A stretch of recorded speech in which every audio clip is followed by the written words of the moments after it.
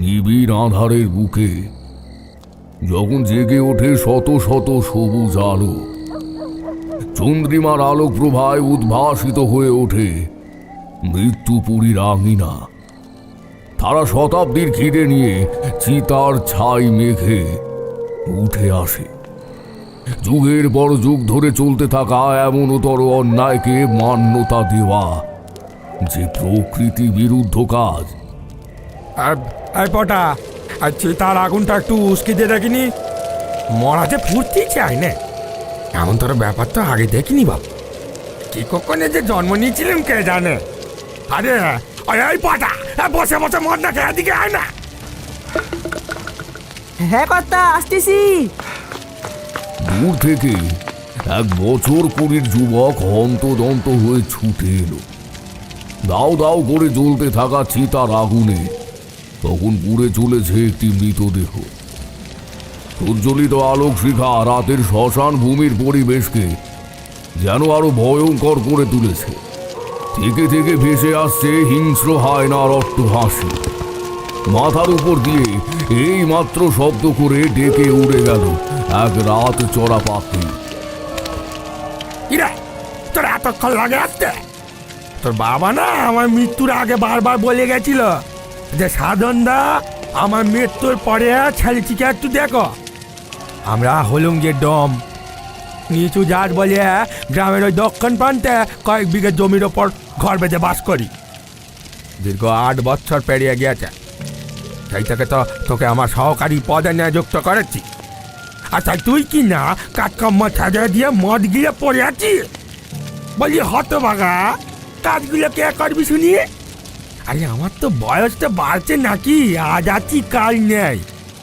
এই সময় তোর বাবা আর আমি বুঝলি একসাথে দাও করতুম, সৎকার করতুম। সে কি আর আজকের কথা রে পটা? আমার সন্তান সম বাবা, বড়ই আদরে। আর তাই তো তোর ভবিষ্যৎ নিয়ে বড় চিন্তায় থাকি রে বাপ। এভাবে কাজ করলে শিখবি কি করে? দাদা এখন চিতার আগুনটা উস্কি দিয়ে রাখিনি। আজ আবার পূর্ণিমার রাত। আজকাল গ্রামে যে সকল পৈশাচিক কাণ্ড শুরু হয়েছে, তাতে রাত বেড়েতে শ্মশান চত্বরে থাকতেই কেমন গা ছমছম করে ওঠে বাবা। আগে আপনি চিন্তা করবেন না, আমি যথা সময়ে কাজ শেষ করে ফেলবো। আপনি নিশ্চিন্তে বাড়ি যান। মৃতদেহ পুড়িয়ে অস্থি জলে বিসর্জন দিয়ে তবেই বাড়ি ফিরবো। ফস করে একটা দীর্ঘশ্বাস ছেড়ে প্রধান ডোম সাধন মণ্ডল দাও দাও করে জ্বলতে থাকা চিতার দিকে তাকিয়ে বললে, আমি তো বুঝলাম, কিন্তু এমন অনাচিত্তিক কাণ্ড যে ওনারা কেন করছেন সেটাই তো বুঝতে পারছি না। দীর্ঘ সময় ধরে একের পর এক সন্তান সম্ভব মায়েরা কোনো এক অজানা কারণে মৃত সন্তান প্রসব করে চলেছে। এই যে এক তান্ত্রিক ঠাকুর এসে আমাদের এই অচিনপুর গ্রামে এসে শ্মশানে এসে উপস্থিত হয়েছিল এক বিশেষ তন্ত্র সাধনার জন্য, তারপর থেকেই তো। মুখের কথা শেষ না হতে হঠাৎ সকলে দেখতে পেল চিতার আগুনে জ্বলতে থাকা মৃতদেহটি ধীরে ধীরে উঠে বসে। তার অর্ধদগ্ধ শরীর থেকে গলে গলে পড়ছে মাংসপিণ্ড। তার পেটের কাছটায় ঈষৎ চেরার দাগ স্পষ্ট চোখে পড়ল। ধীরে ধীরে 2 হাত শক্ত করে বুকের কাছে ধরে 2 পায়ে ভর দিয়ে চিতা থেকে নেমে সে মাটিতে এসে দাঁড়ালো। 2 হাত তার বুকের কাছে জড়ো করে ধরে রাখা, এবং সেখানে দেখা যাচ্ছে তার একটি পোড়া ছোট্ট একটি দেহ। নগ্ন আদিমতম জিঘাংসা তার চোখ মুখ থেকে ফেটে বেরোচ্ছে যেন। মাটিতে পা রাখতেই তার শরীর থেকে ভেসে এলো মাংস পোড়ার কটু গন্ধ। সামনে দাঁড়িয়ে থাকা 2 ব্যক্তি তখনও হতবিহ্বল চোখে দেখে চলেছে সেই দৃশ্য। ধীরে ধীরে সেই রাতের বিভীষিকার ঘাড় একদিকে হেলে পড়ল। কালো আবলুস কাঠের মতো কালো শরীরটি বুকের কাছে যত্ন সহকারে ধরে রাখা একদল পচা গলা মাংসপিণ্ডের মুখের দিকে খানিক সময় ধরে এক দৃষ্টিতে চেয়ে রইল। মুহূর্তের ভগ্নাংশে সেই আধপোড়া গলিত শবদেহের মধ্যে যেন প্রাণীর সঞ্চার হলো। তার মুখটা ঈষৎ ভাগ হয়ে গেল যেন। এরপর এক পৈশাচিক কণ্ঠে সে কোঁকিয়ে কেঁদে উঠল।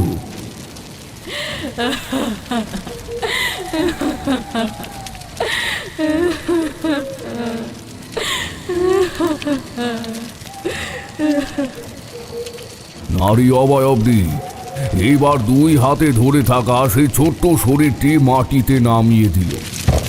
গুটি গুটি পায়ে হামাগুড়ি দিয়ে সেই ছোট্ট শরীরটি অগ্রসর হল দাঁড়িয়ে থাকা শেষ কৃত্য সম্পন্নকারী দুটি জীবিত প্রাণীর দিকে। তার চোখ দুটো যেন জ্বলন্ত আগুনের গোলা।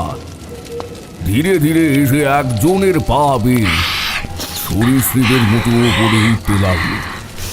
তীব্র মরণ আর্তনাদ কানে যেতেই সম্বিত ফিরল পটার।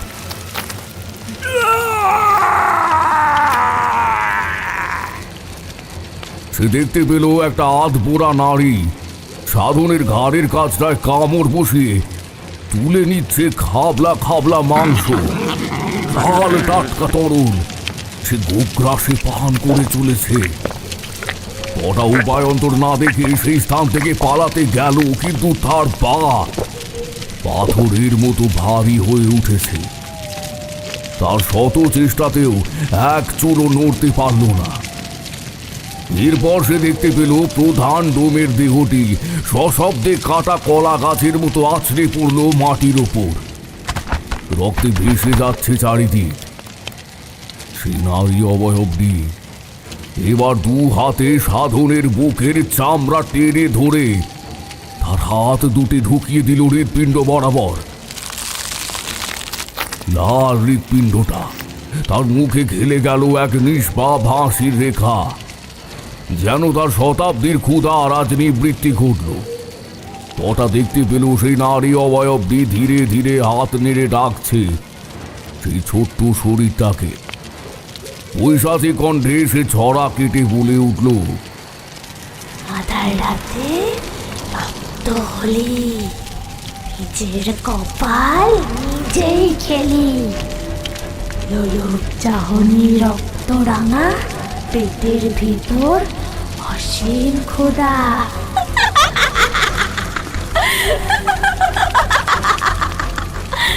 ছাড়বো না, কাউকে ছাড়বো না। সব কটাকে ওই চিতার আগুনে জ্যান্ত পুড়িয়ে মারবো।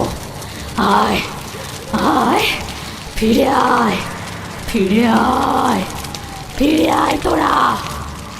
বিস্মিত দৃষ্টিতে পটা দেখল শ্মশান চত্বর জুড়ে একে একে জড়ো হয়ে চলেছে কালো অবয়বের দল। তার দুই হাত বুকের কাছে জড়ো করা, এবং সেইখানে দেখা যাচ্ছে একতাল মাংসপিণ্ড। ভালোভাবে লক্ষ্য করলে বোঝা যায় সেই সকল নারী শরীর তাদের বুকে জড়িয়ে ধরে রয়েছে তাদের মৃত সন্তানদের। এরপর একে একে তারা পটার দিকে এগিয়ে আসতে লাগলো। না না না, তোমরা আমায় মেরো না। আমি যে তোমাদের কোনো ক্ষতি করিনি। আমি যে গ্রামের মোড়লের আজ্ঞাবহ দাস।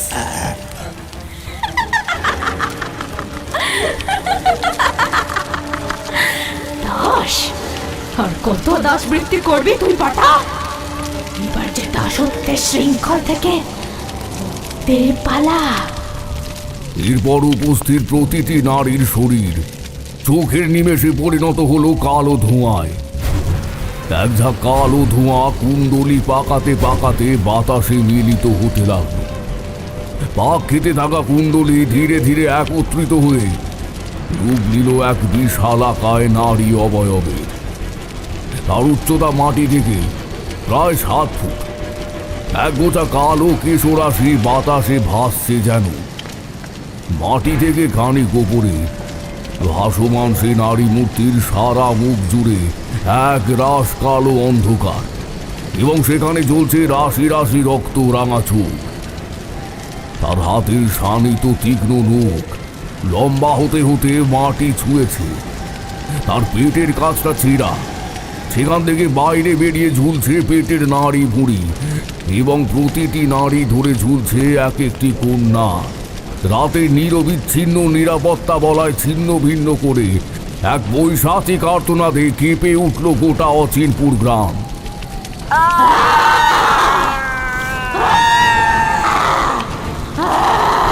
এরপর পটার দেহটি একটি কাঠের পুতুলের মতো শূন্যে তুলে ধরে আর ধারালো নখ বসিয়ে দিল বুক লক্ষ্য করে।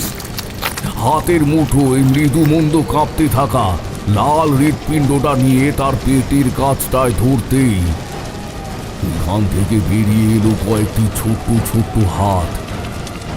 পটার মৃতদেহটি জ্বলতে থাকা চিতার আগুনে ছুঁড়ে ফেলে দিতেই দাউ দাউ করে জ্বলে উঠল তার সারা শরীর। এক বৈশাচিক অট্টহাসি ধীরে ধীরে মিলিয়ে গেল রাতের আকাশে।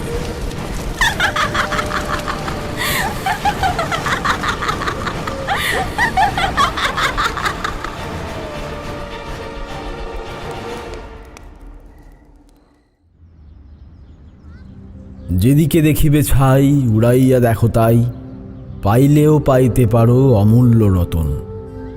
কবিগুরুর এই কথাখানি সাহিত্যের পরিভাষায় গভীরভাবে তাৎপর্যপূর্ণ হলেও আমার মতো এক হতভাগ্যের ক্ষেত্রে হয়তো প্রযোজ্য নয়। আমার গিন্নি চৈতি, মানে আপনাদের সকলের প্রিয় বৌঠানের নির্দেশে রবিবারের দিনটা মাটি করে এই ভর দুপুরে এসে পৌঁছেছি হাতিবাগানের বাজারে। ব্যাপারটা বিশেষ কিছুই না, আসলে গিন্নির কদিন ধরে খুব শখ হয়েছে লাল পাড় দেওয়া একখানা সাদা শাড়ি পরবে। তবে সেই শাড়ির কারুকার্য হতে হবে একটু অনন্য। ওই যে আপনাদের বায়োস্কোপের অভিনেত্রী মাধবীলতা প্রণয় পাশ সিনেমাটিতে যেই শাড়ি পরিধান করেছিল, ঠিক তেমনই একটি শাড়ি আমায় তাকে আমাদের বিবাহ বার্ষিকীতে উপহার স্বরূপ দিতে হবে। একজন ছাপোষা গৃহস্থ কেরানির পক্ষে এই স্তূপাকৃতি শাড়ির মধ্যে থেকে এমন একখানি শাড়ি খুঁজে বের করা কি চারটিখানি কথা মশাই! বাপরে! সে যাই হোক, হাতিবাগানের এরকম একটি শাড়ির দোকান থেকে একরকম যুদ্ধ করেই এমন একখানি শাড়ি কিনে ফিরতেই যাচ্ছি, এমন সময় সেই দোকানের আরও একটি শাড়ির দিকে আমার নজর গেল। দেখলাম একটা লাল টুকটুকে বেনারসি শাড়ি। হঠাৎ করে মঠ লেনের তারানাথ তান্ত্রিকের এই একমাত্র মেয়ে চারির কথা মনে পড়ে গেল।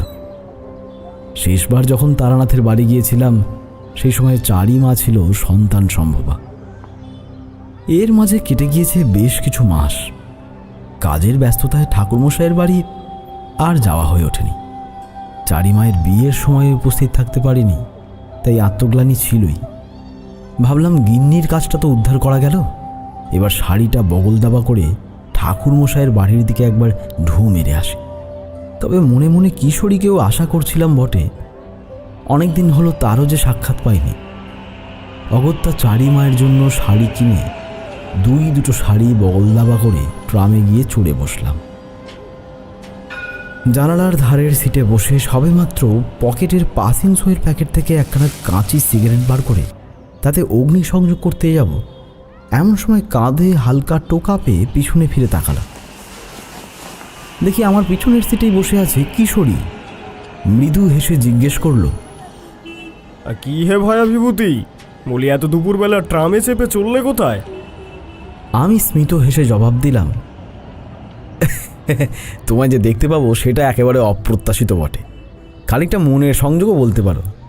আসলে আমি গেছিলাম ওই হাতিবাগানের বাজারে, বুঝলে, আমার স্ত্রীর জন্য একটা শাড়ি কিনতে। তো তুমি তো জানোই সামনেই আমাদের বিবাহ বার্ষিকী, এবং তোমার বৌঠানের অনুগ্রহ লাভ আর দাম্পত্য কলহ থেকে নিজেকে মুক্ত রাখতে উপহার দেওয়াটা প্রতিটি স্বামীর প্রধান কর্তব্য। হ্যাঁ, তাই অগত্যা যেতে হয়েছিল। ফেরার সময় তারানাথের মেয়ে চারির জন্য একটা লাল বেনারসি শাড়ি কিনলাম। ভাবলাম যাই, চারি মায়ের হাতে সেটা দিয়ে আসি, ঠাকুরমশাইয়ের সাথেও দেখা হয়ে যাবে। তবে মনে মনে চাইছিলাম, বুঝলে ভাইয়া, মনে মনে চাইছিলাম যে তোমার সঙ্গ পেলে মন্দ হয় না। আর দেখো, দৈবের কৃপা দেখো, তোমার দেখা পেয়ে গেলাম। তা তুমি গেছিলে কোথায় কিশোরী? আর বলো না ভায়া, রবিবারেও মোটে শান্তি নেই। কোথায় ভরপেট মাংস ভাত খেয়ে একটু দিবানিদ্রা দেব, তার আর জোর নেই। আরে তুমি তো জানোই আমি একটা নতুন দোকানের চিন্তা ভাবনা করছিলাম, সেই বিষয়বস্তু সংক্রান্ত আলোচনা করতেই তো এই মিলনবাবুর বাড়িতে আমার একখান জরুরি তলব পড়ল। পথে যেতে যেতে যে তোমার সাথে দেখা হয়ে গেল হে ভায়া। এই যাই হোক, ভালোই হয়েছে, চলো এখন আমি তোমার সাথে তারানাথের বাড়িতেই যাই। অনেকদিন ঠাকুর মশাইয়ের থেকে গল্প শোনা হয়নি কিন্তু। তারানাথের মঠলেনের বাড়িতে যখন এসে পৌঁছালাম তখন প্রায় 4টে বাজতে যায়। ব্যস্ত কলকাতা শহরের মানুষদের ঘরে ফেরার পালা। আমাদের মতো মানুষের রবিবার ছুটি থাকলেও ব্যবসায়ী কিংবা হকারদের তো কোনো নির্দিষ্ট ছুটির দিন হয় না। পাড়ার মোড়ের দোকান থেকে তারানাথের জন্য পাসিং শোয়ের প্যাকেট কিনে নিতে ভুললাম না। দৌড়ে কড়া নাড়তেই দেখি চারিমা এসে দরজা খুলে দিল।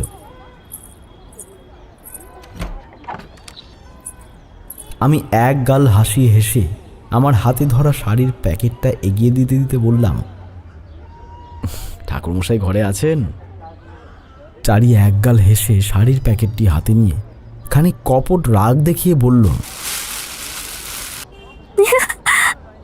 এই মেয়েটার কথা কি একবারও মনে পড়ে না কাকাবাবু? আমার বিয়ের সময় আপনার বন্ধুটি এলো, আপনি এলেন না কেন?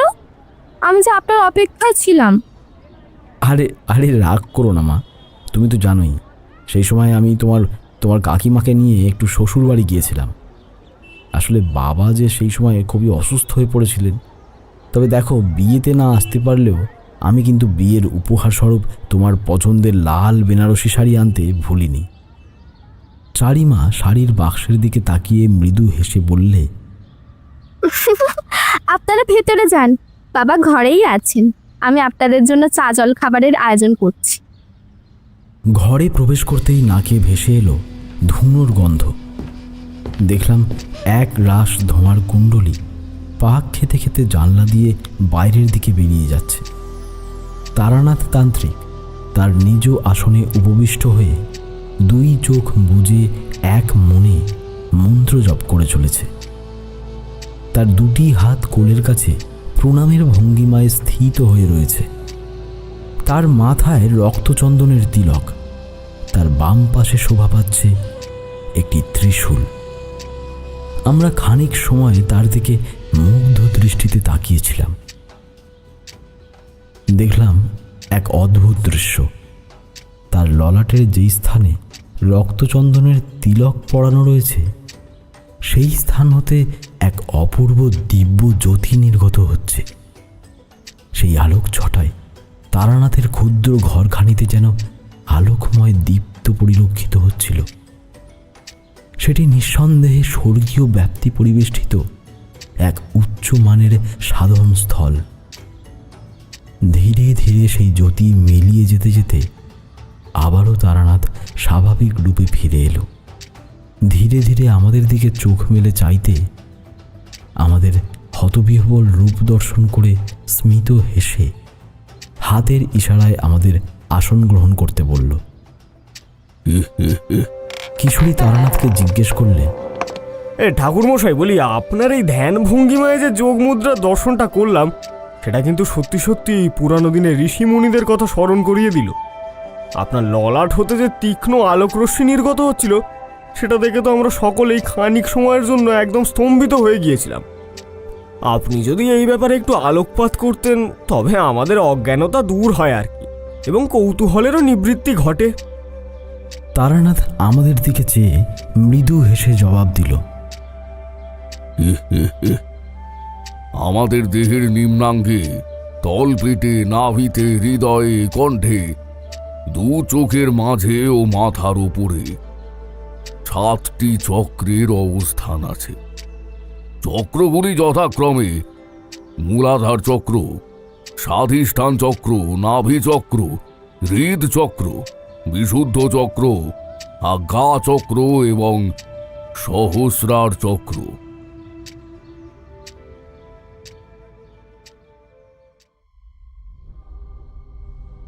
মস্তিষ্কের মধ্যবর্তী স্থানে রয়েছে আজ্ঞাচক্র, যার দ্বারা এই বাকি 6টি চক্রের শক্তিকে নিয়ন্ত্রণ করা যায়। ঠিক যেন তোমাদের অফিসের বড় বাবু বলতে পারো। আসলে তোমরা তো জানোই দীর্ঘ সময়ের তন্ত্র সাধনার দ্বারা লব্ধ তন্ত্রবল বার্ধক্যজনিত কারণে ধীরে ধীরে হ্রাস পাচ্ছে। তাছাড়াও যৌবনের সহজ উপায় অর্থ উপার্জনের জন্য ব্যয় করেছিলাম, ফলে আগের মতো ক্ষমতা আর অনুভূত হচ্ছে। চারিমা আজ 7 মাসের অন্তঃসত্ত্বা। তোমরা হয়তো জানো না, গর্ভবতী নারীদের গর্ভে থাকা বৃদ্ধিপ্রাপ্ত ভ্রূণের ওপর অশুভ শক্তির লোলুপ দৃষ্টি থাকে। তাই আমি আজ্ঞা চক্রকে সাধনার দ্বারা সক্রিয় করছিলাম, যাতে যে কোনো অতি প্রাকৃত শক্তির বিরুদ্ধে লড়াই করতে পারে। তবে একবার এরূপ এক অতি প্রাকৃতিক শক্তির সামনে সাময়িক সময়ের জন্য হলেও আমার দীর্ঘদিনের সাধনা মিথ্যা প্রমাণিত হয়েছিল। সেই দিন আমি বুঝতে পেরেছিলাম মানব জাতি কতটা স্বার্থান্বেষী এবং কুসংস্কারাচ্ছন্ন। অজ্ঞানতার কালো মেঘ যখন ঢেকে দেয় চতুর্দিক, তখন তেজোদীপ্ত সূর্যালোকের আলোকেও মানুষের জ্ঞান চক্ষু উন্মিলিত হয় না। যাই হোক, তোমরা তো জানোই, মধুসুন্দরীর কৃপাধন্য এই তারানাথ তান্ত্রিকের যৌবনকাল কেটেছে শ্মশান চত্বরে ওই মৃত শবদেহের মাঝে। মাতু পাগলির ঘটনাটা নিশ্চয়ই তোমাদের বিস্মৃতির অতলে হারিয়ে যায়নি। সেখানেই জীবনে প্রথমবার আমার সব সাধনা করতে হয়েছিল।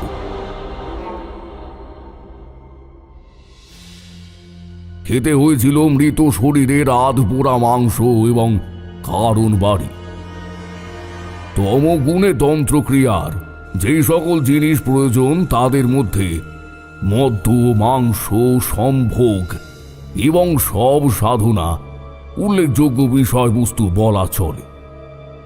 তমগুণে তন্ত্রশক্তি আয়ত্ত করতে গেলে তান্ত্রিককে দেবদেবীদের সাধনায় তুষ্ট করতে হয়। এই যেমন আমি দেবী মহামায়ার সাধনা করি। দেবী মহামায়ার সাত্ত্বিক রূপ দেবী জগদ্ধাত্রী, ঠিক তেমনই শ্মশানে দেখা মাতু পাগলির প্রকৃত রূপ ছিল মধুসুন্দরী দেবী, যিনি 10 মহাবিদ্যার এক দেবী। তার সান্নিধ্যে আমি লাভ করেছি বহু গুহ্য ক্রিয়া, যার দ্বারা বহু অশুভ শক্তির সাথে সংগ্রাম করে তাদের নরকে প্রেরণ করেছি। সেই সময় আমি সবে মাত্র যৌবনে পদার্পণ করেছি। তখন আমি ছিলাম অবিবাহিত এক যুবক। তার প্রতিটি শিরায় বয়ে চলেছে তন্ত্রজ্ঞান এবং মোক্ষ লাভের পিপাসা। তৃষ্ণায় কাতর মানুষ যেমন জলাধরের নিকট ভিড় জমায়, ঠিক তেমনি আমিও ছুটে চলেছি অজানা গন্তব্যের পথে। ধূলিধূসর পথের বাঁকে বাঁকে কিংবা শ্মশানের তীর্থস্থানে খুঁজে চলেছি এক সৎ গুরু, কারণ তখনও আমার তন্ত্র সাধনা সমাপ্ত হয়নি।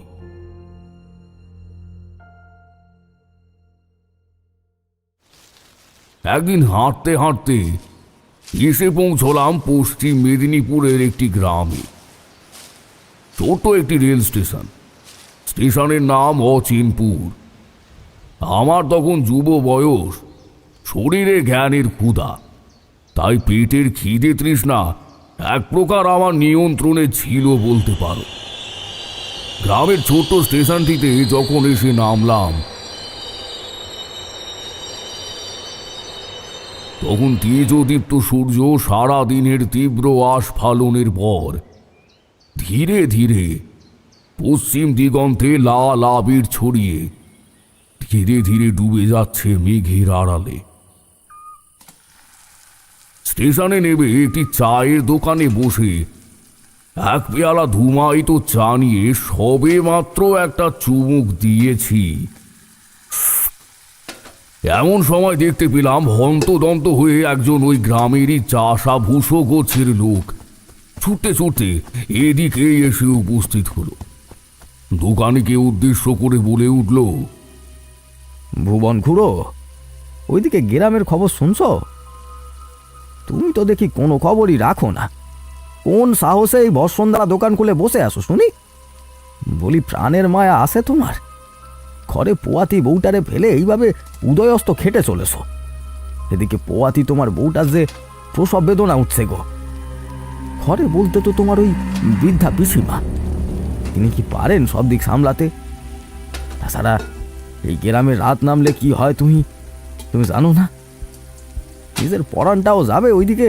অভিশপ্ত গর্ভহরিণীর আতঙ্কে গোটা গ্রাম আজ সারা রাত তোমার বাড়ির বাহিরে মোড়ল মশাইয়ের নির্দেশে পাহারায় বসবে বলে মনস্থ করেছে। কি যে হবে আমি জানি না। দেখো খুড়ো, আমি তোমার শুভাকাঙ্ক্ষী, তাই এতটা পথ বয়ে বলতে এলুম। অন্তত আজকের দিনটা দোকানের ঝাঁপ বন্ধ করে ঘরে ফিরে গেলে হয় না? লোকটার কথা শুনে বুঝতে পারলাম দোকানির নাম ভুবন, তবে তার কথায় কোনো অশুভ ইঙ্গিত পেলাম বই কি। আমি কৌতূহল উদ্দীপক হয়ে প্রশ্ন করলাম, ক্ষমা করবেন মহাশয়, আপনাদের কথার মাঝে অযথা বাদ সাধার জন্য। আমি এই গ্রামের সম্পূর্ণ নতুন এবং বহিরাগত। আপনার নিকট হতে এইমাত্র যা যা শুনলাম তাতে বুঝতে পারলাম এই গ্রামে বিগত কিছুদিন ধরে এমন কিছু ঘটে চলেছে যা ব্যাখ্যাতীত এবং অমঙ্গলজনকও বটে। তবে সবটা যদি আমায় স্পষ্ট করে বলেন তাহলে আমি বাধিত হতাম, নিজেকেও সুরক্ষিত রাখতে পারতাম। আমার কথা শুনে উপস্থিত দুজনেই কথা থামিয়ে আমার দিকে চাইল। দোকানি ভদ্রলোকটি শক্তোক্তির স্বরে বলে উঠল, আপনি এই গ্রামে যে নতুন সে তো আগেই বুঝতে পেরেছি, তবে ব্যস্ততার কারণে আলাপচারিতা হয়ে ওঠেনি সেভাবে। আসলে আমাদের এই গ্রামে নেমে এসেছে কালের অভিশাপ। যে সকল নারী গর্ভবতী হয়ে উঠছে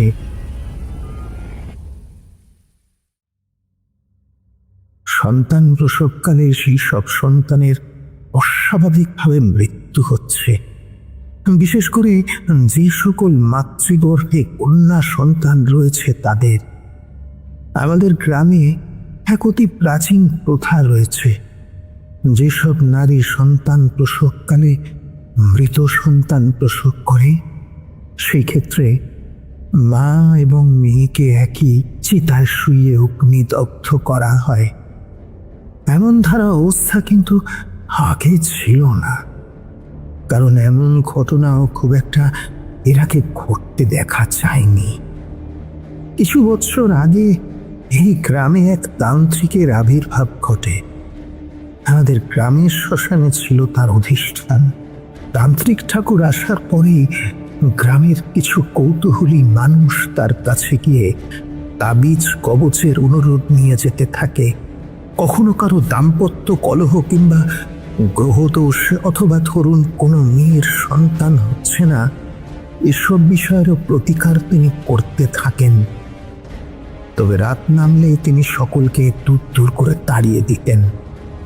একবার এই গ্রামেরই এক পোয়াতি মেয়ে কমলা রাতের আধারে সেই তান্ত্রিক ঠাকুরের ডেরার উদ্দেশ্যে সেই শ্মশান চত্বরে গিয়েছিল তার গর্ভের সন্তানটি বিনষ্ট করার অনুরোধ নিয়ে। কারণ কমলা ছিল অবিবাহিত। আমাদের গ্রামের মোড়লের ছেলে পলাশের সাথে তার এক প্রণয় ঘটিত সম্পর্ক ছিল বলে আমরা জানতাম। সে রাতের পর থেকে কমলাকে কেউ আর কোনোদিন খুঁজে পায়নি। নিশ্ছিদ্র রাতের অন্ধকার যেন গ্রাস করেছিল সেই হতভাগিনীকে। তান্ত্রিককে জিজ্ঞেস করলে সে উত্তর দিয়েছিল সে নাকি তার কাছে সে রাত্রে যায়নি। গরিব ঘরের বাপমা মরা মেয়ে কমলার সন্ধান আর কেউ করেও দেখেনি সেভাবে। কারণ উলটা মেয়ে মানুষের শেষ পর্যন্ত কি হলো সেটা দেখার বা জানার কারোর মধ্যে তেমন কোনো উৎসাহ ছিল না। এরপরেই ঘটতে লাগলো একের পর এক কন্যা সন্তানদের অকাল মৃত্যু। যে সকল নারী গর্ভে ধারণ করত পুরুষ সন্তান তাদের তেমন কোনো ক্ষতি না হলেও যে সকল নারী কন্যা সন্তান জন্ম দিতে গিয়ে মৃতা সন্তান প্রসব করত, তাদেরই কপালে জুটত অকাল মৃত্যু। জীবন্ত মা এবং মৃতা কন্যা সন্তানকে একই চিতায় শুইয়ে দিয়ে আগুন ধরিয়ে দেওয়া হতো। সেই চিতার পাশে দাঁড়িয়ে থাকত গ্রামেরই কিছু শক্ত সমর্থ পুরুষ মানুষ। অজ্ঞান অবস্থায় যখন সে সকল হতভাগিনী নারীদের চিতায় শুইয়ে দিয়ে আগুন ধরানো হতো চিতার কাঠে, তখন আগুনের লেলিহান শিখা তাদের শরীর স্পর্শ করতেই সেই সকল পাহারায় থাকা যুবকের দল লাঠির আঘাতে মাথা ফাটিয়ে দিয়ে তাকে মেরে আবারও চিতায় শুইয়ে দিত। তাদের মৃত্যু নিশ্চিত করতে যতক্ষণ না দুটি দেহ সম্পূর্ণরূপে পুড়ে ছাইতে পরিণত হচ্ছে, ততক্ষণ ঠায় দাঁড়িয়ে থাকত তারা। দেহের সৎকার বিধি সুসম্পন্ন হলেই সে সময় উপস্থিত থাকা ডোমকে নিয়ে তাদের অস্থি নিকটবর্তী জলাশয়ে তাচ্ছিল্যের সাথে বিপরীত দিকে মুখ করে ছুঁড়ে মারত। এক রাশ ছাইয়ের সাথে জলের বুদবুদ মিশে যেত তাদের সকল যাতনা বুকে নিয়ে। তান্ত্রিক ঠাকুরের মতে সেই কমলা নাকি ছিল এক পিশাচিনী এবং সে নাকি গোপনে প্রেত সাধনা করত।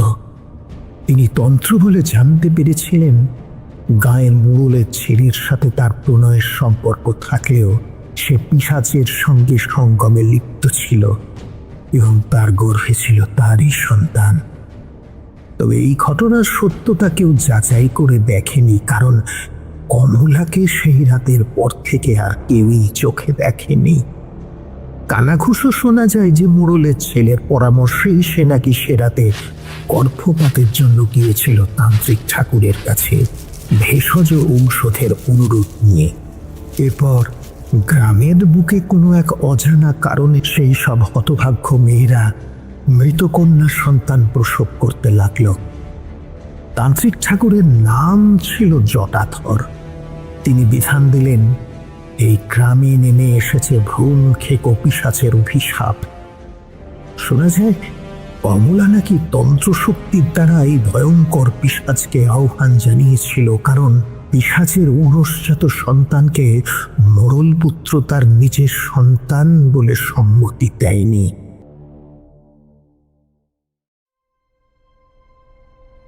এবং অবৈধ হলে তার নামে উৎসাহ রটিয়েছিল। এই সকল ঘটনা গ্রামের লোকের মুখে মুখে ফেরে মহাশয়, কিন্তু সত্য মিথ্যার দ্বন্দ্বে আমরা যে বিভ্রান্তির শিকার। কারণ আমরা গ্রামের লোকেরা কমলার যে স্নিগ্ধ ন্যায়পরায়ণতা এবং কর্তব্যনিষ্ঠ রূপের সাথে পরিচিত হয়েছিলাম, তার সাথে তান্ত্রিক ঠাকুরের বলা সেই সব কথার কোনো মিল ছিল না। এদিকে কাল রাত্রে শ্মশান চত্বরে কে বা কারা যেন শেষকৃত্য সম্পন্নকারী ডোম সাধন এবং তার সাকরের পটাকে পৈশাচিকভাবে হত্যা করেছে, তাদের বুকের ভেতর থেকে কোনো এক অশুভ শক্তি প্রবল আক্রোশে তাদের হৃৎপিণ্ড টেনে উপড়ে ফেলেছে। আমার স্ত্রী সন্তান সম্ভবা প্রায় 9 মাস হতে চলল। হয়তো আজই সে সন্তান প্রসব করবে, কিন্তু আমার এই একটা মাত্র দোকান যার দ্বারা আমার সংসার চলে, গ্রামের সেই বিভীষিকা, অভিশাপ কিংবা মৃত্যু ভয় কি এই হতভাগ্য গরিব চা দোকানিকে ব্যবসা করা থেকে বিরত রাখতে পারে? আপনি বলুন।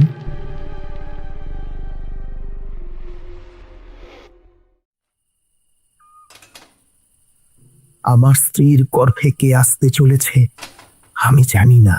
যদি পুত্র সন্তান জন্ম নেয় তাহলে মা এবং ছেলে দুজনেই বেঁচে যাবে, কিন্তু যদি হোঁশ করে একটা দীর্ঘশ্বাস ছেড়ে খানিক দম নিয়ে কি যেন ভাবলো ভুবন খুড়ো। এরপর আকাশের দিকে তাকিয়ে কি যেন একবার দেখে নিল। বোধ করি সময় অনুমান করতে চাইল। সন্ধ্যা অতিক্রম করে তখন নিশীথের অন্ধকারে সারা গ্রাম ধীরে ধীরে ডুবতে শুরু করেছে।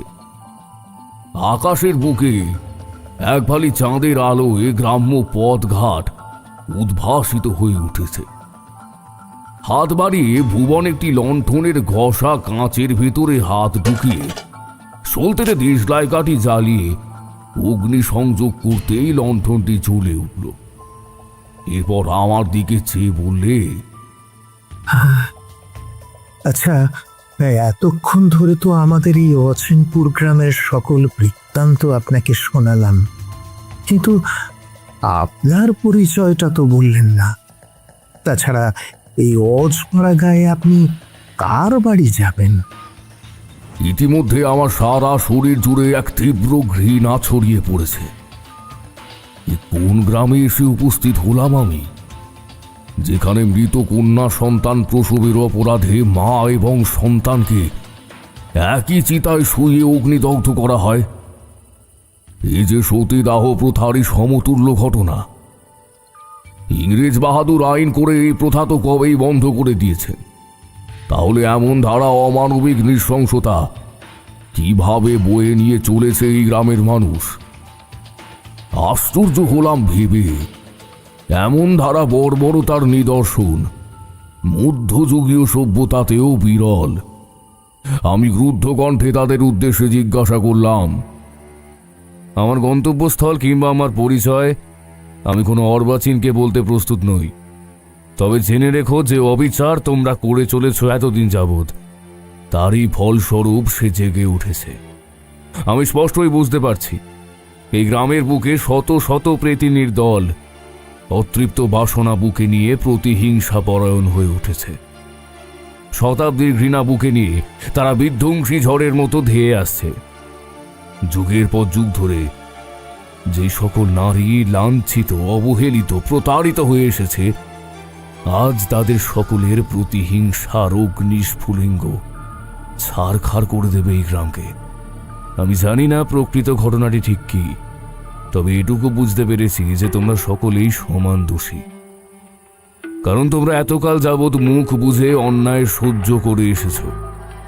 ঈশ্বরের দরবারে যারা ন্যায় অন্যায়ের পরিমাপে স্বক্ষেত্র থেকে স্থানচ্যুত হয়ে বৃথা পৌরুষের আস্ফালন দেখায়, তাদেরকে পুরুষ নয় কাপুরুষ বলে। ঠিক, আমার ভাবতেও ঘৃণা হচ্ছে যে আমি এরূপ একটা অপবিত্র স্থানে এসে পৌঁছেছি। আমি এসেছিলাম সাধন স্থান নির্বাচন করে কিছুকাল তন্ত্র সাধনায় নিমগ্ন থাকার জন্য, কিন্তু নারীর প্রতি এরূপ অনাচার আমি যে সহ্য করতে পারি না। যেই মা মহামায়ার সাধক আমি, যেই মধুসুন্দরী দেবীর নিকট আমার তন্ত্র শিক্ষা, তারা যে সকলেই নারী। সমাজের বিরুদ্ধাচরণ করে তোমরা প্রত্যেকে যে হীন কার্যে সম্মতি জানিয়েছ, আমি সেই কার্যের বিরুদ্ধে তীব্র প্রতিবাদ জানিয়ে এই মুহূর্তে এই স্থান ত্যাগ করছি।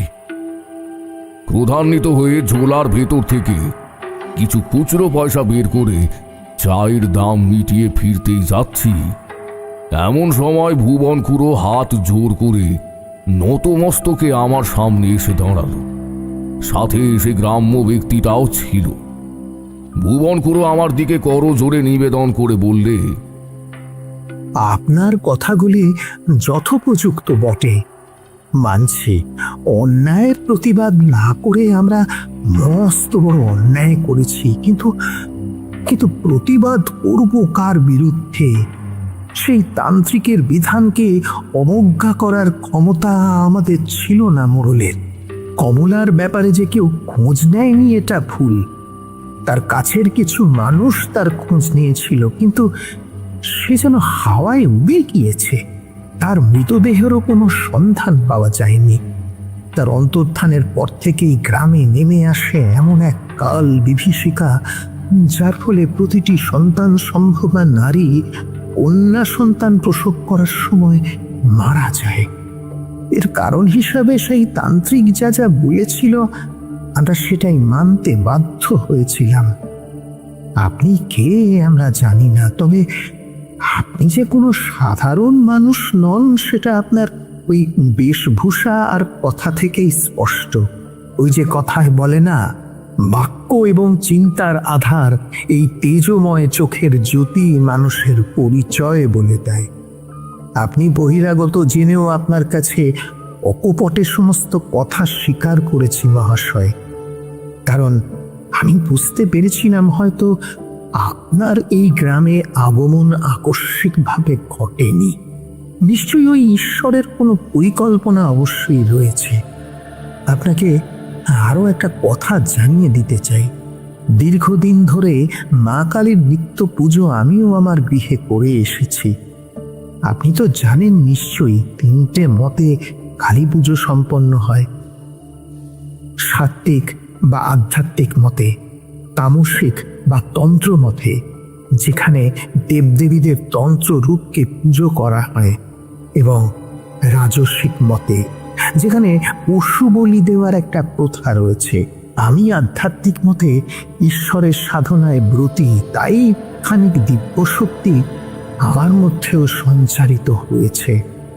আমার শরীরের মধ্যে যে তেজ পরিলক্ষিত হচ্ছে তা কোনো সাধারণ মানুষের পক্ষে হওয়া সম্ভব নয়। এইবার আপনার পরিচয় যদি দয়া করে আমাদের কাছে ব্যক্ত করেন তাহলে বাধিত হব। এইবার আমার অবাক হওয়ার পালা। তোমাদের বলে রাখি, সেই সময় আমি তান্ত্রিক সন্ন্যাসী হলেও আমার বেশভূষা আজকের মতো ছিল না। শরীরে ছিল না রক্তাম্বর কিংবা কপালে রক্তচন্দনের তিলক। সেই সময় আমায় দেখলে কোনো সাধারণ গৃহস্থ বাড়ির যুবক বলেই গণ্য হতো। আমি বুঝতে পারলাম এই ব্যক্তির মধ্যে সত্যই মানুষ চেনার ক্ষমতা রয়েছে বটে। এইবার আমি গলার স্বর খানিক নিচের ধাপে নামিয়ে এনে বললাম, আমার নাম তারানাথ চক্রবর্তী। আমি এক ভবঘুরে সন্ন্যাসী এবং বর্তমানে এক নির্জন স্থান তথা সদ্গুরুর সন্ধানে ঘুরছি, যাতে আমার তন্ত্র শিক্ষার অসম্পূর্ণতা গতি পায়। নানান পীঠস্থান তথা শ্মশান ঘুরতে ঘুরতে 2 বাত এই অচিনপুর গ্রামে এসে উপস্থিত হয়েছে।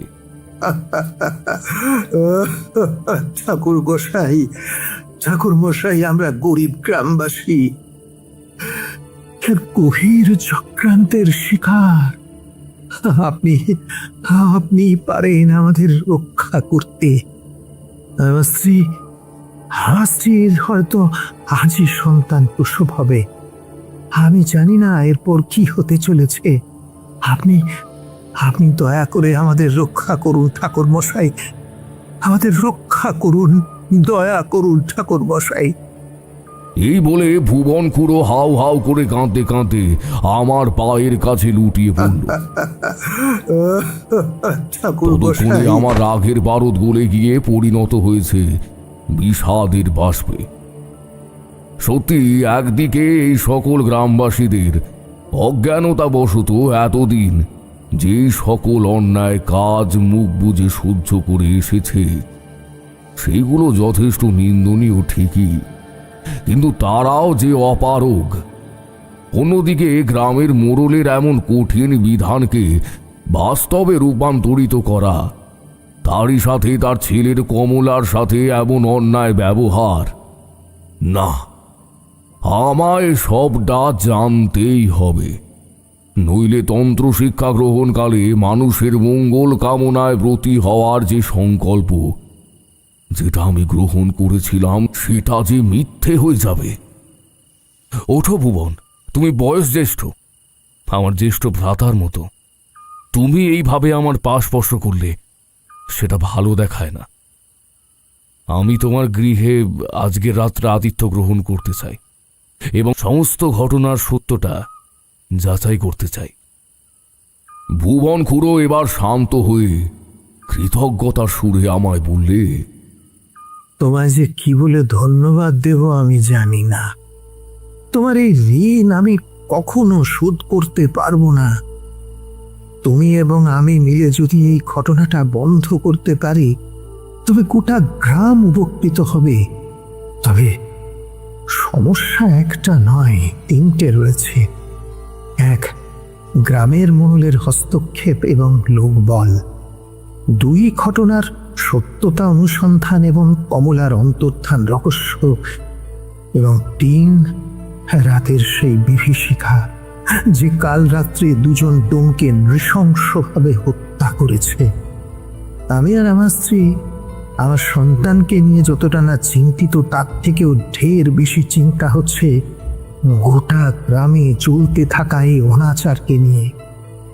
আজকে আমার স্ত্রী সন্তান প্রসব করার পর কি যে হবে আমিও জানি না, তবে তোমার যাতে কোনো ক্ষতি না হয় সে চিন্তাটাই সর্বাধিক।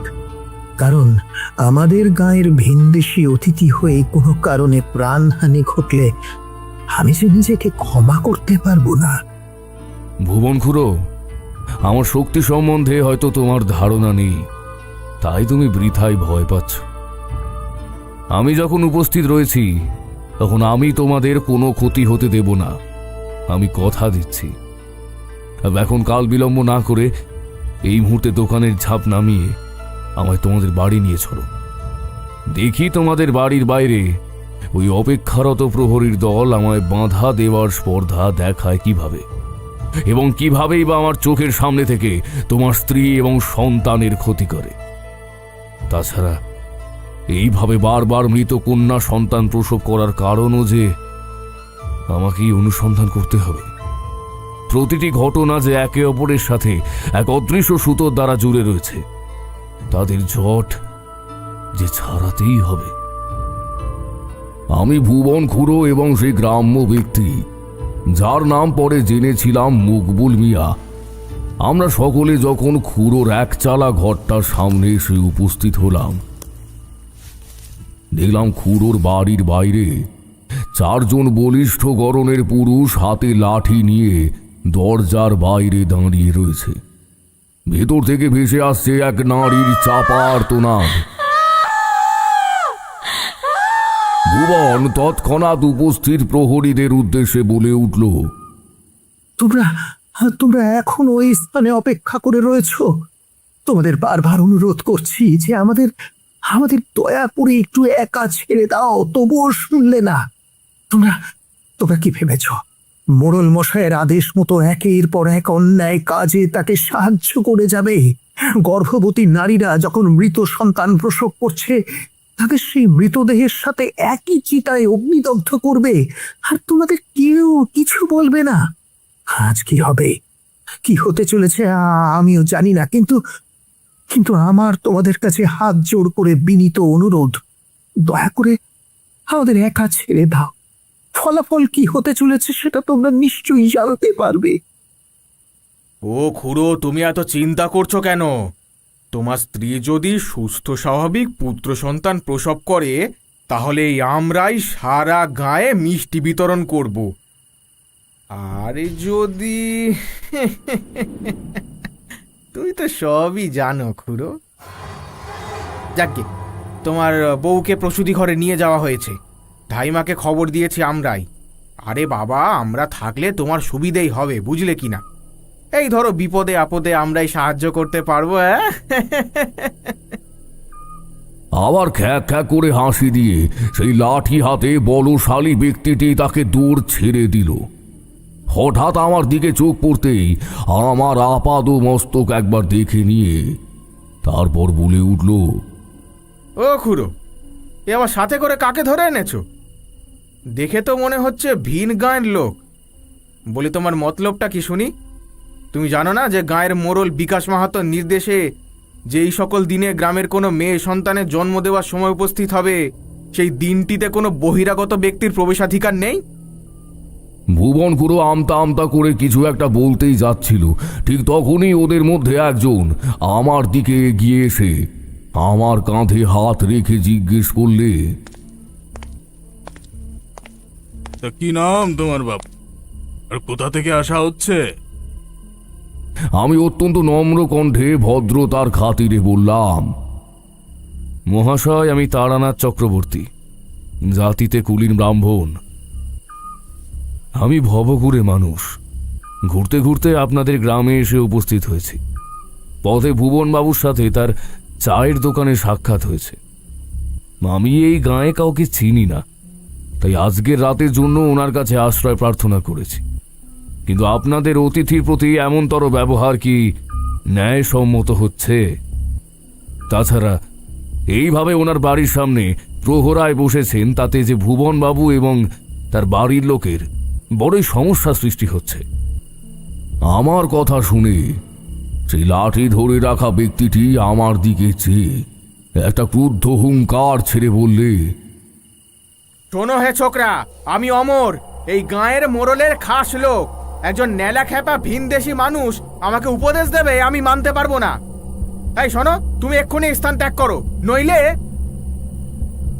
বেগতিক বুঝে এবার ভুবন খুড়োর সাথে থাকা সেই চাষা গোছের মানুষটি মকবুল মিয়া এগিয়ে এসে আমাদের মাঝে এসে দাঁড়ালো। কমরের দিকে তাকিয়ে বললে, ভাই অমর, ছেড়ে দাও, বৃথা তর্ক করো নে। অতিথি মানুষ যে, আমাদের পাপ লাগবে। এই শোনো মিয়া, তুমি এইসব ব্যাপারে নাক গলাতে এসো না। মোড়লের আদেশ অমান্য করলে কি হয় তা তুমি খুব ভালো করেই জানো।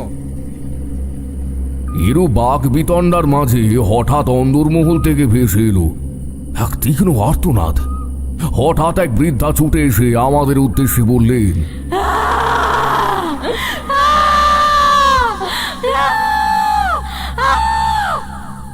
বাবা, বাবা সকল, তোমরা আর কলহ বাড়িও না বাবা। এদিকে তো বৌমা কেমন যেন করেছে, তার আচরণ বড় অস্বাভাবিক। আর ঝগড়া করো না বাবা। ভুবন আমার দিকে তাকাতেই আমি দেখতে পেলাম তার চোখে ফুটে উঠেছে করুণ আকুতি। একদিকে তার স্ত্রীর অসুস্থতা, অন্যদিকে আমায় নিয়ে এত গোলযোগ। বিচারা না পারছে আমায় ভেতরে নিয়ে যেতে, আর না পারছে কর্তব্যের খাতিরে আমার সঙ্গ ত্যাগ করতে। আমি তাকে চোখের ইশারায় ভেতরে যেতে বললাম। আমার দিকে একবার কৃতজ্ঞতার চোখে তাকিয়ে সে সেই বৃদ্ধার সাথে ভেতরে প্রবেশ করল। এদিকে সে অমর বলে ব্যক্তিটি আমায় আবারও একবার ধমকের সুরে বলে উঠল, এই আপনাকে বলেছি না স্থান থেকে চলে যেতে, আপনি এখন দাঁড়িয়ে আছেন কেন তাহলে?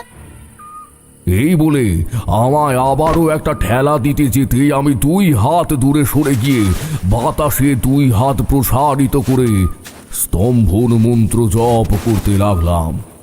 ওম বৃন্দায় ওম বীরেন্দ্র সত্তায়। ধীরে ধীরে এক ঝাঁক ঠান্ডা বাতাস ঘুরপাক খেতে খেতে আমাদের দুজনের মাঝে এসে উপস্থিত হলো।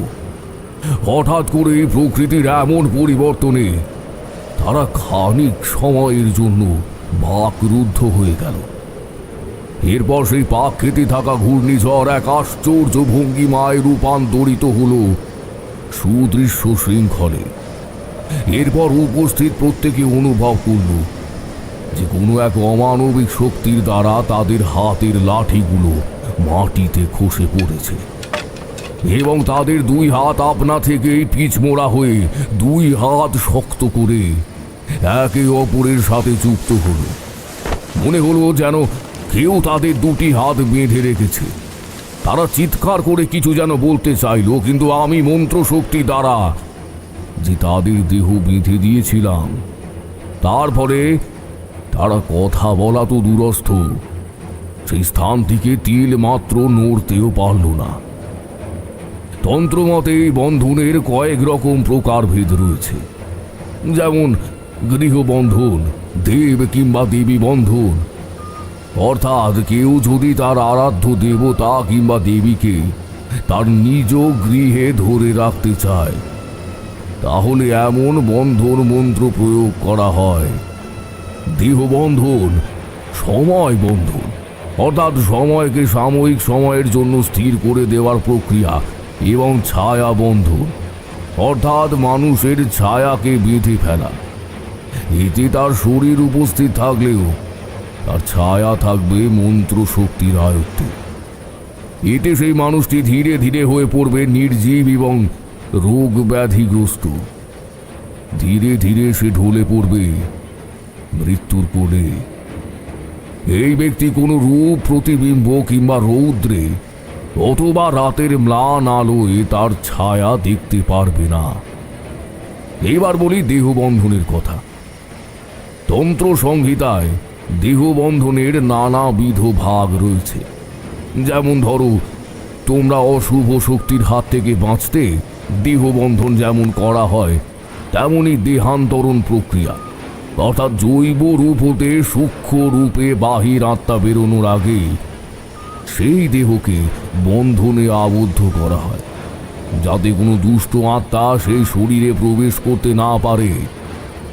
আবার শত্রুপক্ষকে একই স্থানে বেঁধে রাখতেও এই বন্ধন ক্রিয়া করা হয়ে থাকে, যেমনটা আমি সেদিন করতে বাধ্য হয়েছিলাম। এরপর আমি মকবুলকে বললাম, আপনি এখন গ্রামে গিয়ে আপনাদের মোড়লকে ডেকে আনুন। তিনি যদি ক্ষমা প্রার্থনা করেন তবেই এদের বাঁধন খুলে দেব আমি, তার আগে নয়। এরা বহু অন্যায়ের সাথে যুক্ত, তবুও এদের মধ্যে বিন্দু মাত্র গ্লানি কিংবা অনুতাপ নেই। উপরন্তু এদের ঔদ্ধত্য এবং মিথ্যা পৌরসত্বের অহংকার শতগুণে এখনো বর্তমান। মকবুল চলে যেতেই মোমের পুতুলের মতো নিশ্চল হয়ে দাঁড়িয়ে থাকা সেই সকল মানুষগুলোর দিকে একবার চেয়ে আমি ভেতরে প্রবেশ করলাম। ভেতরে প্রবেশ করতে শুনতে পেলাম ফ্যাস ফ্যাসে গলায় কে যেন ছড়া কেটে চলেছে একটানা। আধার রাতে রক্ত হলে নিজের কপাল নিজেই খেলে, লোলুপ চাহনি রক্ত রাঙা, পেটের ভেতর অসীম ক্ষুধা। বিগতি বুঝে আমি ছুটে গেলাম সেই শব্দের উৎস সন্ধানে। দেখলাম ভুবন খুড়ো প্রসূতি ঘরের বাইরে দাঁড়িয়ে থর থর করে কাঁপছে। তার সাথে সে বৃদ্ধকে উদ্দেশ্য করে সে বলে উঠল, পিসিমা, পিসিমা, এইবার কি হবে? আমার তো মনে হচ্ছে আমার স্ত্রীর শরীরে যেন কোনো প্রেত ভর করেছে। নইলে এমন অস্বাভাবিক আচরণ করবেই বা কেন? এদিকে এদিকে ঠাকুর মশাইকে। চিন্তা করো না ভুবন, আমি এসে পড়েছি। আমায় দেখে যেন তার ধরে প্রাণ ভিড়ে এলো।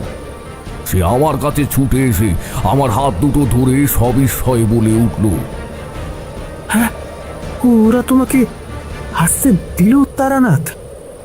আমি বন্ধ দূরের ওই পারের দৃশ্য একবার মনে মনে কল্পনা করে নিলাম। মনের উচ্ছ্বাস চেপে রেখে বললাম, শুভ সত্তা কি কোনো দেহধারী অশুভ শক্তি কখনো বাধা দিতে পারে? সে যাই হোক, তোমায় যে এবার সকল নিয়ম লঙ্ঘন করে প্রসূতি ঘরের দরজা খুলতেই হবে। আমি জানি গ্রামের অলিখিত নিয়ম অনুযায়ী প্রসূতি ঘরে থাকা গর্ভবতী স্ত্রীকে সন্তান প্রসব করার আগে দেখতে নেই, কিন্তু তার যে জীবন বিপন্ন, তাই এই নিয়মের বিধি যে লঙ্ঘন করতেই হবে। আমার কথা শুনে ভুবন খুড়ো খানিক কি যেন ভেবে নিয়ে বললে, ওরা বলছিল বটে যে ধাইকে খবর দিয়েছে, কিন্তু জানি না এখনো কেন সে এসে পৌঁছয়নি। এতক্ষণ তো পিসিমাই দেখাশোনা এবং পরিচর্যা করছিল, কিন্তু একটু আগে কিছু একটা দেখে সে আর্তনাদ করতে করতে বাইরে বেরিয়ে আসে। আমি বুঝতে পারলাম সেই সময় যখন আমরা সকলে বাড়ির বাইরে ছিলাম এবং মোড়লের দলের লোকেদের সাথে কলহে ব্যস্ত ছিলাম, সেই সময় এই বৃদ্ধা পিসিমা ভুবনকে এই ব্যাপারে বলার জন্য বাইরে বেরিয়ে এসেছিল। কিন্তু এমন এক পরিস্থিতির সামনে পড়ে সে কিছু বলতে পারেনি, কারণ এতে যে তার বৌমার বিপদ হবে। কারণ হয়তো দেখা গেল সন্তান প্রসবের পূর্বেই তারা তাকে জীবন্ত অবস্থায় জ্বলন্ত চিতায় শুইয়ে দিল। আসলে এদের বাইরের খোলসটা মানুষের মতো হলেও অন্তরে জমে থাকা অশিক্ষার আলো এবং ক্ষমতার লোভ, সর্বোপরি মিথ্যে পৌরুষত্বের দম্ভ এদের চোখে কালো কাপড় পরিয়ে দিয়েছে। দ্বিতীয় আর্তনাদ যে তার বৌমার ছিল তাতে আর কোনো সন্দেহ রইল না। আমি কাল বিলম্ব না করে ভুবনকে বলে উঠলাম, ভুবন, আমাকে ভেতরে যেতে দাও, নইলে তোমার স্ত্রীর সমূহ বিপদ আসন্ন। একটু আগে যেই অপার্থিব গলার স্বর আমি শুনেছি, তাতেই তা স্পষ্ট যে এই গলা কোনো প্রসব বেদনায় কাতর নারীর হতেই পারে না।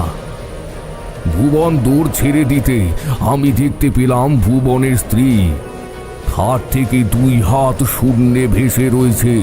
তার গলা দিয়ে বেরিয়ে আসছে হিংস্র জন্তুর পাশবিক গর্জন। তার মুখাবয়ব হয়ে উঠেছে অতি ভয়ঙ্কর। শূন্যে ভাসমান অবস্থায় তার অবিন্যস্ত চুল বিছানায় লুটিয়ে পড়েছে। ঈষৎ ফুলে ওঠা পেটে হাত বোলাতে বোলাতে সে বলল, কেড়ে নিবি তোরা? একেও বাঁচতে দিবি না? আমি এই অন্যায় আর করতে দেব না। আমার সাথে ওই মোড়ল আর তান্ত্রিক যে অন্যায় করেছে সেটা আর কখনোই কারোর সাথে হতে দেব না। যা যা, চলে যা, চলে যা তোরা এখান থেকে। সব কটা কাপুরুষের দল তোরা। সেদিন আমায় এবং আমার পেটের কন্যা সন্তানকে পেট চিরে বের করে তার আত্মা তথা রক্ত মাংসকে ভ্রূণক্ষেপ পিশাচের কাছে বলি দিয়ে জটাধর চেয়েছিল মহাজাগতিক শক্তি পেতে, যার দ্বারা সে গোটা পৃথিবীর বুকে রাজত্ব করবে। আর ওই মোড়ল আর তার ছেড়ে চেয়েছিল তারই ছত্রছায়ায় এই গ্রামে যুগের পর যুগ ধরে ক্ষমতায় থাকবে এবং আমাদের মতো অসহায় নারীদের লালসার শিকার বানাবে।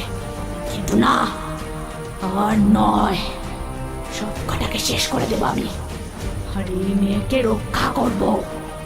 আমার আর কোনো পিছুটান নেই। এবার আমি বুঝতে পারলাম ভুবনের স্ত্রীর শরীরে যেই আত্মা ভর করে রয়েছে সে কমলা ভিন্ন আর কেউ নয়। সেই রাতে তান্ত্রিক এবং মোড়ল উপস্থিত থেকে তাকে জ্যান্ত পুড়িয়ে মেরেছে। কমলার অন্তর্ধান রহস্য এবার আমার কাছে জলের মতো স্পষ্ট হল।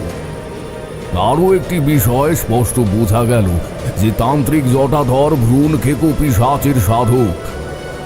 এটি এক নিম্নমানের তন্ত্র সাধনা, যেখানে সাধক প্রেত জগতের ভয়ানক পিশাচ যে ভ্রূণ রূপী কন্যা সন্তানের রক্ত পান করে, তার মাংস ভক্ষণ করে, যার ফলে তার ক্ষমতা বৃদ্ধি পায়। তার সাথে এসে সেই সকল সদ্যজাত কন্যাদের আত্মা সে নিজের বল বৃদ্ধির কাজে লাগায়। সাধকের সাধনায় তুষ্ট হয়ে সে তার অভীষ্ট পূরণ করে। তবে কি এতকাল যাবৎ যেইভাবে নির্বিচারে মৃত কন্যা সন্তান প্রসব হয়ে চলেছে, তার পেছনে ভ্রূণক্ষেপ পিশাচের হাত রয়েছে। ঘটনার পর থেকে জটাধর তান্ত্রিককেও আর এই গ্রামে দেখা যায়নি বটে। তাঁর অন্তর্ধানের রহস্য কি? সে এই মুহূর্তে কোথায়? এই সকল প্রশ্নগুলো মাথার ভেতর জট পাকিয়ে এসেছিল। কমলার অতৃপ্ত আত্মা প্রকৃতই ভুবনের স্ত্রী এবং তার গর্ভে থাকা সন্তানকে রক্ষা করতে এসেছে বটে, কিন্তু একই শরীরে তিনটে আত্মা বেশিক্ষণ স্থায়ী হলে যে মা এবং সন্তান উভয়েরই বিপদ। আমি ভুবনের স্ত্রীর শরীরে থাকা কমলার অতৃপ্ত আত্মাকে উদ্দেশ্য করে বললাম, তোমার সাথে যে অন্যায় হয়েছে তাতে তোমার নিকট সকলের হয়ে আমি ক্ষমা চাইছি কমলা। কিন্তু তুমি যেইভাবে ভুবন খুড়োর স্ত্রীর শরীরে প্রবেশ করেছ, তাতে যে তার এবং তার সন্তানের এমনিতেই ক্ষতি হবে। তুমিও যে নিজের সন্তানকে হারিয়েছ, তুমি জানো সন্তান হারা মায়ের যন্ত্রণা। তাই আমার একান্ত অনুরোধ, তুমি এই মুহূর্তে এর শরীর ত্যাগ করো, নইলে কিন্তু আমি আমার তন্ত্র বল প্রয়োগ করতে বাধ্য হব।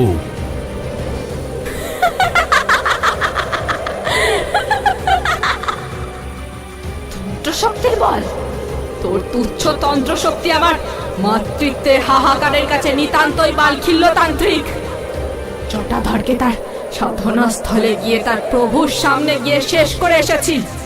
তুই সেখানে আমার কাছে নিতান্তই বালক। তবে ভ্রূণ পিশাচকে আমি পরাজিত করতে পারিনি, আর তাই জটাধরের মৃত্যুর পরেও সেই পিশাচ এখনো মাতৃ জঠরের সূক্ষ্ম শরীরে প্রবেশ করে কন্যা সন্তানের প্রাণ শক্তি শুষে নিচ্ছে, কিন্তু রক্ত পান কিংবা মাংস ভক্ষণ করতে পারছে না। কারণ সে শরীর ধারণ করতে পারে যখন স্বয়ং সাধক তাকে সদ্যজাত কন্যা সন্তান নিজের হাতে অর্পণ করে। জটাধর তান্ত্রিক এবং গায়ের মোড়লের পরিকল্পনা অনুযায়ী সে সর্বপ্রথম প্রেতাত্মা রূপে সূক্ষ্ম অবসহায় গর্ভে প্রবেশ করে কন্যা সন্তানের প্রাণ নিয়ে নেবে। তারপর যখন তাদের মাকে অপয়া কুলোটা অপবাদ দিয়ে কিংবা মিথ্যা শাস্ত্রের দোহাই দিয়ে তাদের একই সাথে অগ্নিদগ্ধ করা হবে, তখন স্বয়ং পিশাচ অবতীর্ণ হয়ে শরীরের মাংস রক্ত শুষে খাবে এবং ভাত খাওয়া শরীরটা জ্বালিয়ে তার অস্থি এবং ছাই কোনো তৃতীয় ব্যক্তির দ্বারা অবহেলা ভরে নিক্ষেপ করা হবে, যাতে তাদের আত্মার মুক্তি না ঘটে। কারণ সেই সকল আত্মার ওপর যতদিন ভ্রূণ পিশাচের নিয়ন্ত্রণ থাকবে, ততদিন তার শক্তি অক্ষুণ্ণ থাকবে। তান্ত্রিক, তোর ঊর্জা এবং দিব্য জ্যোতি আমায় জানান দিচ্ছে তুই পবিত্র আত্মার অধিকারী। আমি তোর কোনো ক্ষতি করতে চাই না। তুই ফিরে যা তান্ত্রিক। প্রাণের মায়া থাকলে তুই এই মুহূর্তেই এই স্থান ত্যাগ কর। ভ্রূণ পিশাচ সূক্ষ্ম শরীরে অবতীর্ণ হলে কেউ বাঁচতে পারবি না, তোরা কেউ না। আমি অবাক হয়ে দেখলাম যে এক অতৃপ্ত প্রীতিনী হওয়া সত্ত্বেও সে সকলের মঙ্গল কামনায় আজও ব্রতী রয়েছে। ভুবন খুড়ো আগেই বলেছিলেন যে কমলা প্রকৃতই জীবদ্দশায় একজন সৎ প্রকৃতির নারী ছিল। তার সাথে যে ঘৃণ্য ষড়যন্ত্র করা হয়েছিল সেটি সত্যই যাতনাময় এবং অমানবিকতার পরিচয়। আমি কমলাকে উদ্দেশ্য করে আবারও বলে উঠলাম, কি চাও তুমি? প্রথমে এই মা এবং তার সন্তানকে রক্ষা করব, তারপর ভ্রূণ পিশাচকে পরাজিত করে আমি মোড়ল এবং তার ছেলেকে হত্যা করব। তবেই হবে আমার মুক্তি। তবে আমি একা ভ্রূণ পিশাচের সাথে লড়াই করতে পারবো না। আমার মতো আরো হতভাগ্য নারীর প্রেতাত্মা এবং তাদের কন্যা শিশুর আত্মা একত্রিত হয়ে শেষ অবধি লড়াই করে যাব। কেন জানি না এইবারে আমি তার কথায় সম্মত না হয়ে পারলাম না। অবহেলিত নির্যাতিত নারীদের মাতৃত্ব অন্য এক নারীর মাতৃত্বকে রক্ষা করতে বদ্ধপরিকর হয়ে উঠেছে। কিন্তু এই ভ্রূণ হত্যাকারী পিশাচের শক্তির সামনে যে তারা নিতান্তই খড়কুটোর মতো ভেসে যাবে। আমি কমলার অতৃপ্ত আত্মাকে উদ্দেশ্য করে বললাম, বেশ, তবে তাই হোক। আমি তোমার কাজে বাধা দেব না। মোড়লের লোকেদের শরীর আমি বেঁধে রেখেছি। তারা চলৎ শক্তি হারিয়ে স্থানুবৎ একই জায়গায় দাঁড়িয়ে রয়েছে। আমি ইতিমধ্যেই মকবুলকে দিয়ে গ্রামের মোড়ল এবং তার ছেলেকে আসতে বলে দিয়েছি। আজ ভ্রূণ পিশাচ, মোড়ল এবং তার ছেলে একই স্থানে আসতে চলেছে। তুমি এবং তোমার মতো সকল অতৃপ্ত প্রেতাত্মা তোমাদের মৃত্যুর প্রতিশোধ নিতে পারবে। তবে কথা দিতে হবে, এরপর তুমি ভুবনের স্ত্রীর শরীর ত্যাগ করবে। আমি তোমাদের সকলের মুক্তির ব্যবস্থা করব এবং তোমাদের শক্তি যাতে হ্রাস না হয় তারও একটা চেষ্টা করব। আমি চাইলে একাই ভুবনের স্ত্রীর শরীর থেকে বলপূর্বক তোমায় মুক্ত করে এই ভ্রূণ পিশাচকে একাই বিনষ্ট করতে পারতাম। কিন্তু তোমাদের সাথে যে অন্যায় হয়েছে তার জন্য আমি চাই তোমরা নিজেরা এই সকল নরাধমকে নিজের হাতে শাস্তি দেবে। হঠাৎ আমরা উপস্থিত সকলে অনুভব করলাম আমাদের পায়ের তলার মাটি ভয়ঙ্কর ভাবে কেঁপে উঠল। স্পষ্টতই ভূকম্পনের লক্ষণ, কিন্তু আমার গণনা বলছে সেই সময় ভূমিকম্পের মতো কোনো ভয়ানক দুর্যোগ আছড়ে পড়ার কোনো স্থিতি কিংবা গ্রহ নক্ষত্রের দিক পরিবর্তনের সময় নয়।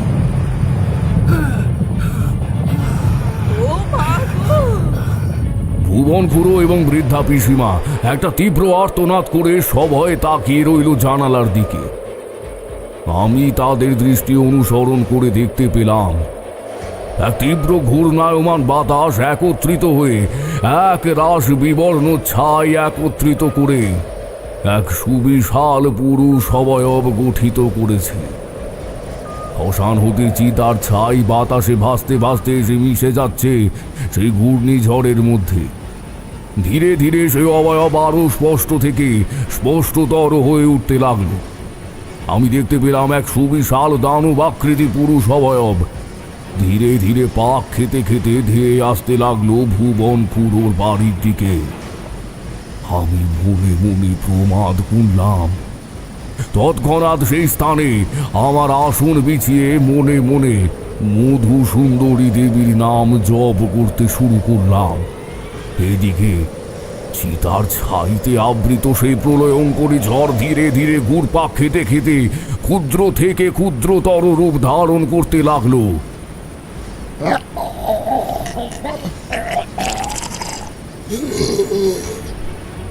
কমলা ধীরে ধীরে শূন্যে ভাসতে ভাসতে নিচে এসে দাঁড়ালো।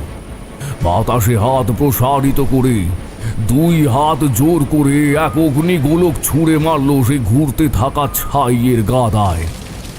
ততক্ষণে সনসনে বাতাসের বেগে ভুবন খুড়োর ঘরের চাল উড়ে গিয়েছে।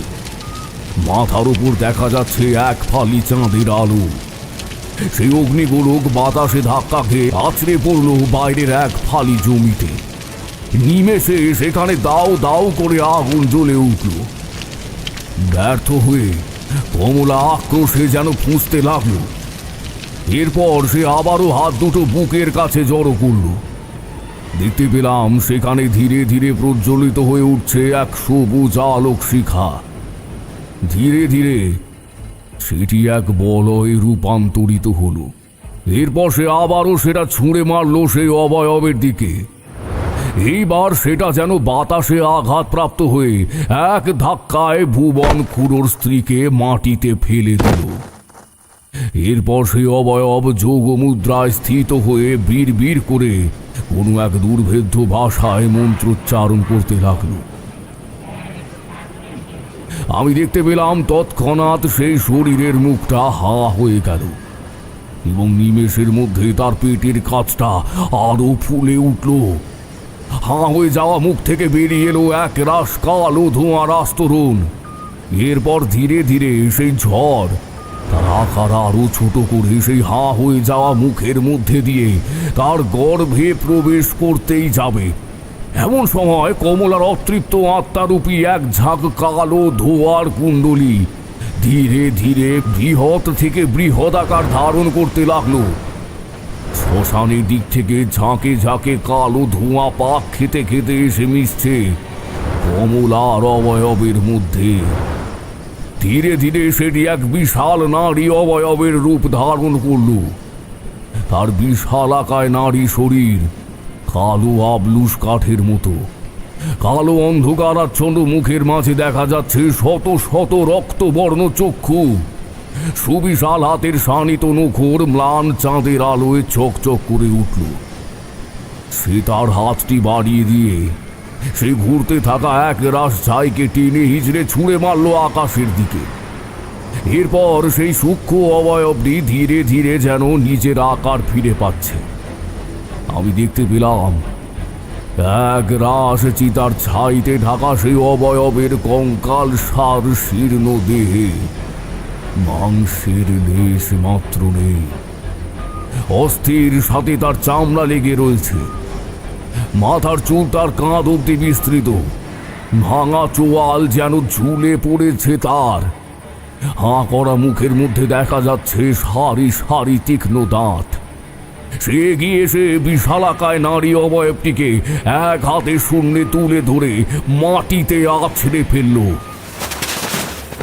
শুনতে পেলাম শত শত অতৃপ্ত মায়ের কর্ণ বিদীর্ণ করা হাহাকার। ইতিমধ্যে আমার আজ্ঞা চক্র সক্রিয় হতে শুরু করেছে। আমি মধু সুন্দরী দেবীর আবাহন মন্ত্র জপ করে তাকে আমন্ত্রণ জানাতেই নিমেষের মধ্যে সেই স্থানটি এক চোখ ধাঁধানো আলোয় ভরে উঠল।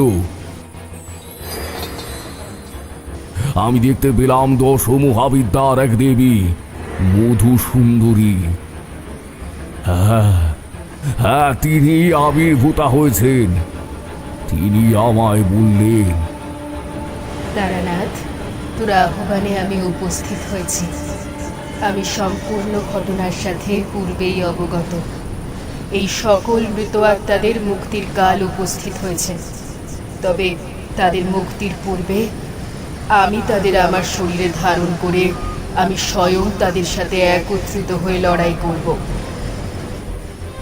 আমি বিস্মিত হয়ে দেখলাম রাশি রাশি ধোঁয়ার কুণ্ডলী মায়ের শরীরে একে একে প্রবেশ করতে লাগলো। মধুসুন্দরী দেবীর স্নিগ্ধ রূপ ধীরে ধীরে পরিণত হলো রুদ্র রূপে। তার ত্রিনয়ন ধীরে ধীরে উন্মুক্ত হলো এবং সেখান থেকে নির্গত হলো এক হলুদ বর্ণের চোখ ধাঁধানো আলোক শিখা।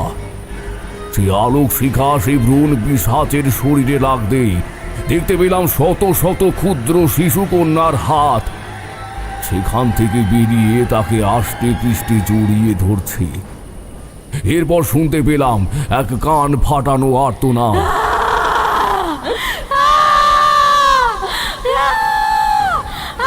ধীরে ধীরে সেই পিশাচের অবয়ব বাতাসে মিলিয়ে গেল।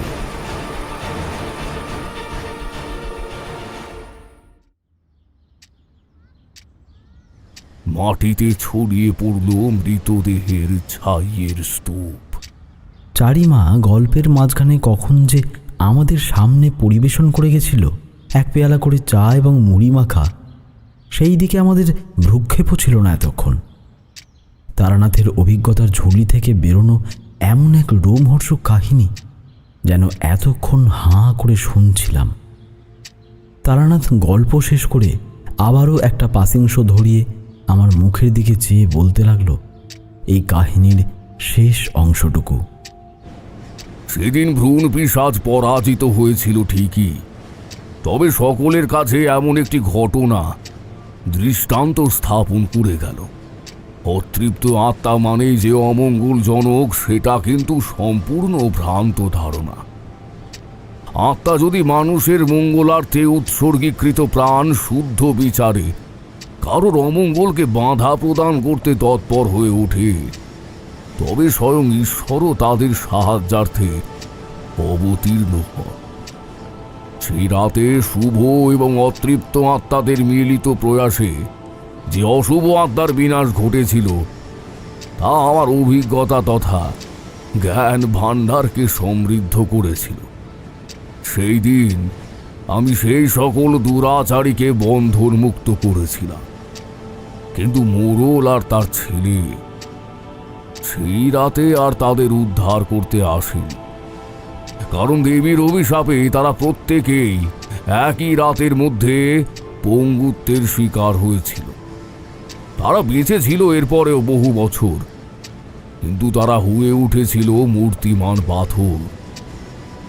এরপর ভুবনকে সকলে মোড়লের পদে নিযুক্ত করে, কারণ অরাজকতার মুহূর্তে একজন প্রকৃত নিষ্ঠাবান ব্যক্তির ওই আসনে উপবিষ্ট হওয়ার প্রয়োজন ছিল বটে। তাই আমার নির্দেশে গ্রামবাসী তাকে সেই পদ গ্রহণ করার আবেদন জানায়। এরপর থেকে আর কোনো মা তার কন্যা সন্তানকে হারায়নি। গ্রামে ফিরে আসে শান্তির বাতাবরণ। আসলে কি জানো তোমরা, মানুষ বড়ই স্বার্থপর। নিজের স্বার্থ সিদ্ধির জন্য তারা আপন জনের প্রাণ নিতেও পিছপা হয় না।